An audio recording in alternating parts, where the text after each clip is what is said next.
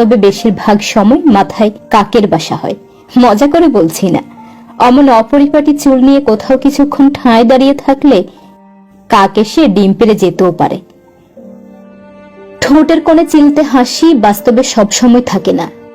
কপালে বিরক্তির ভাঁজ থাকে, চোখে মুখে বিতৃষ্ণার ছাপ থাকে, ঠোঁটে ফেটে যাওয়া দাগ থাকে, হাতে পায়ে রুক্ষতার ছাট থাকে, গায়ে ঘামে ভেজা কাপড় থাকে, গর্তে ঢুকে যাওয়া চোখে নানান কাজের ছাপ থাকে।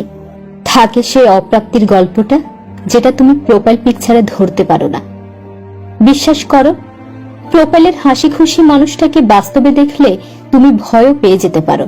মনে হতে পারে যুদ্ধ কবলিত কোনো এলাকা থেকে আগত কেউ একজন, মনে হতে পারে দুর্ভিক্ষ কবলিত এলাকায় জীবন মৃত্যুর মুখোমুখি দাঁড়ানো কেউ একজন, মনে হতে পারে যাকে তুমি দেখেছ সে নয়, অন্য কেউ।